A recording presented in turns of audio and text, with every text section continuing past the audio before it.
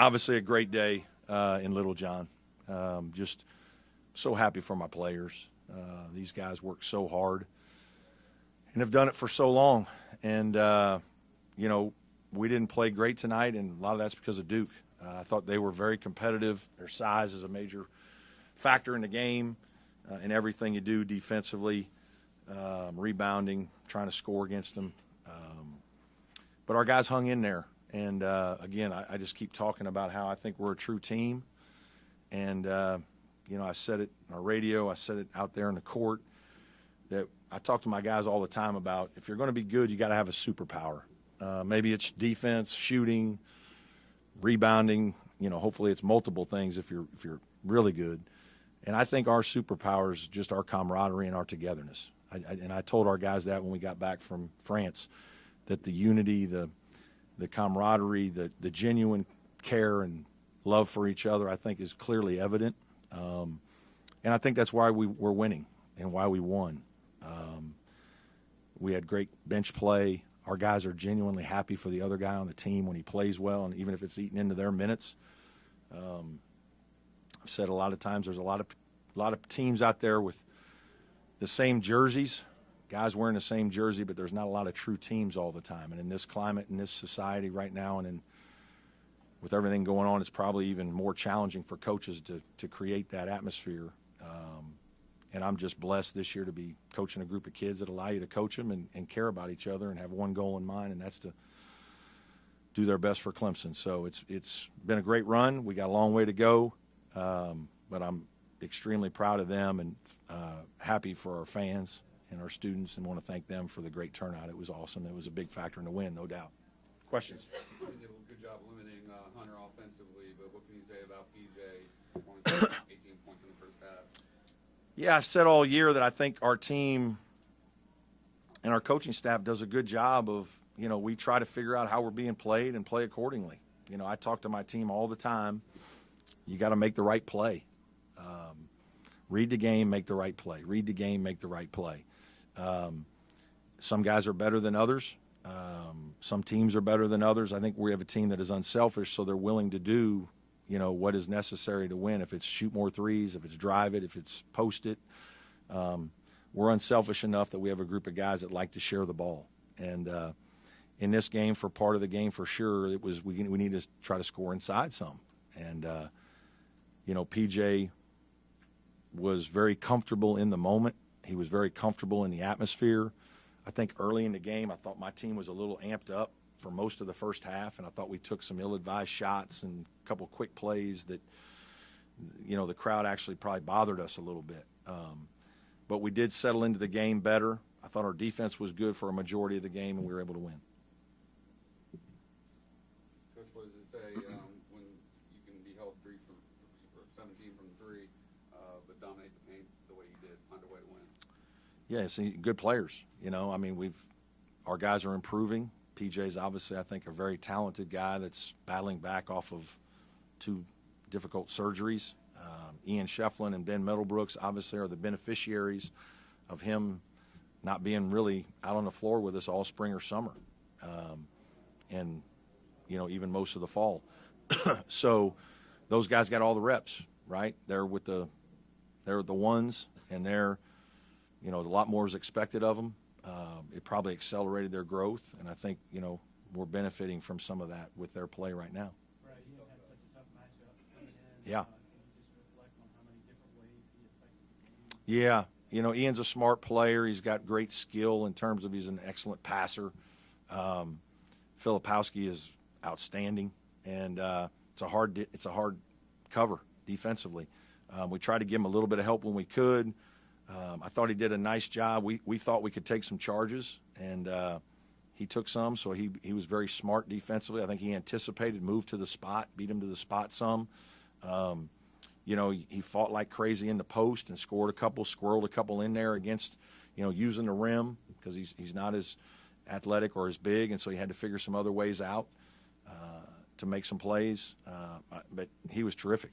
His rebounding, his finishing, and his passing was unbelievable. Brad, I know you touched on it a little bit, just chasing and Hunter combined, I think 3 for 16, Yeah. and still finding a way to win. Well, you need somebody like, I think we talked about this one other night, and maybe it was NC State or something. I don't know, Hunter had 32, right? And somebody else, a couple guys didn't play as well, and it was Hunter and Tyson's night. Chase Hunter at Pitt at the end of the game just makes 3 or 4 baskets to win the game for us, right? When PJ's not going as well. Tonight, it's PJ. I mean, that's why we're 7-0, is you have multiple options that are good players that can make winning plays at the end of the game. I mean, it's way more of that than it is what we're doing. Like, you got to have really good players. We have older, experienced, good players who've been through some things. And so we, believe that on any given night, and tonight it's Brevin and PJ, it's been Chase and, Hunter one night. We got enough guys that we think we can get a couple going right. And then if our bench, when that happens, our bench has to contribute. And today, Josh and Ben played great.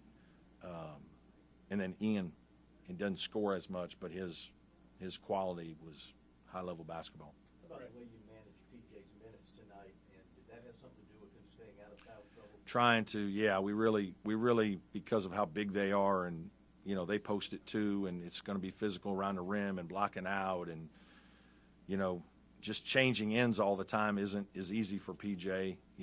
He's never been a good runner, transition-wise, but it's probably worse now with the injuries. It's just a little slower, and I think the conditioning sometimes, and so we try to manage that as best we can. Ben's playing well helps. He's a big, strong, physical kid. They're good together, just like Lively and Young are good together. They're different players. Versatility helps your team. Brad, I think PJ said in here that you're so competitive, you might actually kill somebody. I don't know about that. Win a No. game, right? But can you allow yourself to be gratified by what's going on right now, or is there too much stuff? No, absolutely. I've coached long enough now that you need to enjoy these types of moments, and you're more appreciative as an older coach of that this is hard, right? This is very hard. Winning is hard.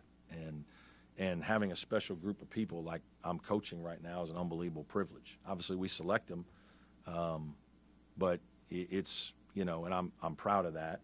But you certainly need to, as an older guy, you understand that you better enjoy this as much as you can.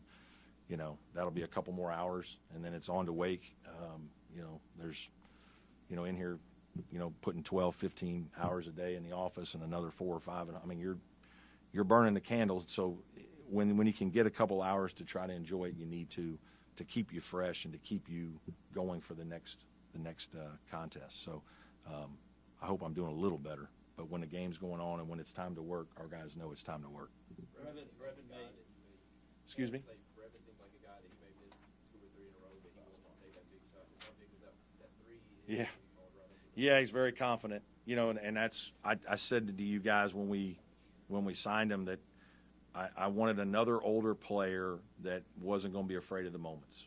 That we just needed one more guy, I felt like, because most years you do have an injury, right? We've had plenty over my career here, and it's hurt our program, and sometimes you can't anticipate it. Obviously, Alex has been out for a while now, and Brevin's had an even bigger role. And we knew that taking a big shot, making a play, he's not going to be afraid. He's an older guy. He's been through it. He's done it.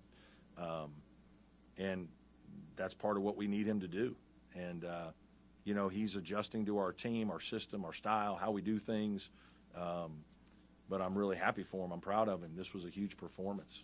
He played great, and he played great on a very big stage. So it was big time. Coach, I didn't want to mention it earlier and jinx it, but y'all have been phenomenal at the free throw line in ACC play. How big a part of it has that been? Yeah, it is. It is closing out games, right? I mean, that's another thing. When things are going well, you're making your free throws. You're, little things that happen that sometimes teams don't do as well. They bite you. This team has been able to finish off games by making clutch free throws down the stretch, and then throughout games, when things happen and we get to the line, we convert. So it gets us points on the road that we need and things like that. So yeah, it's huge. Brad, did anything change for your guys defensively? Yeah. Anything change for you guys defensively in the last 6 or 7 minutes? I think they had 1 field goal and 4 turnovers. Yeah, not drastically. not drastically.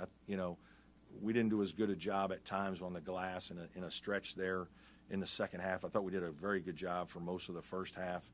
I think I just think our guys competed. I think we scored some, so that energizes you a little bit, right? Every once in a while, it can energize you and keep you going. And I thought it was a combination, but we didn't make any drastic changes to what we were doing. You mentioned the camaraderie and experience of this group. Do you expect this team to be able to handle this tension now and sort of being in that hunted position that you guys are in? I hope so, but you never know. We'll see. I think we should be fine. I think the leadership and experience of our guys is really good, and we know there's way more work to be done. Like, this was a great win. It counts as one, and we got to try to get another one next week on Tuesday. So, but there's a lot of good teams playing really good basketball in our league, and we're just going to do what we can to put ourselves in a position to win games. And if we don't win one, we'll get back up and go again. But right now, I think we're trying to enjoy this as best we can, while at the same time keeping a pretty good edge about us and a pretty good focus on what's next, and not really getting too high and too low. And I mean, we were fine in the locker room, but we weren't doing cartwheels. We were ready. We celebrated quickly, but we're on to the next. Brad, there was a time this season, I guess in early December, when you were kind of concerned about the defense. Yeah. When and how did things? We went to a bigger lineup. We're playing bigger, obviously moving Ian into the starting lineup, Hunter to the 3. I think that's helped us just be physically bigger, helped our rebounding, put bigger size on different positions. Now your 4s and 3s are guarding bigger guys, or being guarded by bigger guys, on our team. I think that's helped us. It is probably even more necessary with Hemingway, right, getting hurt. But that happened after the Loyola, right? We were playing smaller. We were playing Hunter at the 4 for most of the year up until that point. Not all the time, but most. And that just kind of was the last straw. We talked about it, and I think we tweaked a couple things offensively to be able to still play well offensively with a bigger lineup. And that's part of it too now. Part of the smaller lineup, you got more shooting, more drivers. Bigger lineup, you're going to be better posting and some other things, but you got to tweak what you're doing then on the other end. So, we kind of knew that we probably would maybe have to get to that point, but early on with everybody healthy, we felt like smaller was better. Maybe in hindsight, that was a mistake. Brad, BJ talks about being in there times when you're hearing let's go do chants and that kind of stuff. Just tonight, you had students. Yeah. Students lined up at 9 a.m. Plus for Yeah. What's the environment like? Yeah, environment was unbelievable, right? And we've had this, in other years that I've been here. But, this is when Little John is full like this. I think it's one of the best places in the league to play. The crowd is on you. There's great interaction, and obviously part of it is our responsibility to have a good team, to keep people excited. Sometimes I've joked about this for many years. Dabo's very selfish in that he plays all the way into middle of January most years, unlike most teams, and so it makes it a little harder, to be honest with you. It does. It's part of the job at Clemson is when that happens, people are just – obviously we all love football, and I love it and support our team as much as anybody, but it makes it harder in December and November when some schools are done at Thanksgiving and some are done early December, and we're still rolling. You guys aren't here. I can tell you that. I've sat here with one guy this year. One. It's nice to have all of you here. Were you surprised to see the fans storm the court despite being the first? No, I wasn't surprised. Were you excited about it? It was fine. If that's what they want to do, that's great. I want our students to have a great experience at Clemson and enjoy everything about it. I'd rather wait till we do something bigger, but that was fine. It was good. Yeah, I do think it's fairly significant from a standpoint of longevity in the profession, and it's hard. It's a hard profession.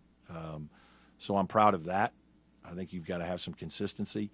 I think you have to have a real program to be able to be a coach for 20-plus years. You got to be doing things the right way in a lot of areas, and there have been some folks not doing it that way at this level. And so I'm very proud of all that, and I'm very proud of all the players I've coached, the great assistant coaches that have worked with me. It's all, a reflection on them and what they do. And but I am proud of, having accomplished something like that from the standpoint of just some longevity. Well, that's a great question. It might have, I think it was at UT San Antonio. We lost my first college coaching game. It was an amazing story. So I'm obviously from Evansville, Indiana, right? Grew up the son of a high school coach back when Bob Knight in Indiana was everything, right? Winning all the national championships. So when I was an associate head coach at UNC Wilmington, my boss, Jerry Wainwright, was doing scheduling, and he scheduled Texas Tech for the following year. He did it during the year. Well, Coach Wainwright left. We had a good team, won. Coach Wainwright left and went to the University of Richmond. I became the head coach at UNC Wilmington. So my first college game is at Texas Tech against, Bob Knight, who's probably I grew up watching, and I played for one of his assistants, and so worked for another one of his assistants. So it's a pretty cool story. We didn't win that game. We were close, but lost. But we got another game, UTSA, I think, and I think that was my first win. So. You throw any chairs in that game? No, life was much simpler back then. No, he was in cruise control. All good? Yeah. You said you'd rather wait for the court storming for a bigger, more important win. Is beating Duke not? No, beating Duke is a big deal. Yeah, it is a big deal. Obviously, storied program. John's going to do a phenomenal job there. They're a very young team. We benefited from one of their best players not playing. This was a big win for us, absolutely. But, there's a lot of good teams in our league, and we don't storm the court for all of them. We storm the court for a few here. Obviously we're trying to get to that next level as a program. So the next level for us is to, continue to do those things. We have to see ourselves in a different light, and trying to do that, you got to view yourselves as becoming more equal with some of the peers. I've told folks, and I got criticized, at the beginning of the off season and the beginning of this season, that we're a better program than people have given us credit for. We're fifth in wins in the ACC in the last 5.5 years. That's pretty good. Most people would not guess that. I guarantee you, most of you wouldn't have guessed it, right? We don't get a lot of credit. That's fine. We don't go to the tournament every year. Very few people do. But we're usually somewhere in that middle, and I think we have respect from the coaches and programs in this league, because when you play us, you feel us. And now, do we want to do better and take the next step? We do. But it's a whole process. It's a university process. And it isn't just one coach. You got to have your whole university behind you if you want to be at the top of the basketball chain, just like a lot of the Blue Bloods are. And they have their full university support in everything they do. So we're trying to get to that point. We're building, but, we have to earn that as a program, and I have to do a good job as a coach and try to get to those points.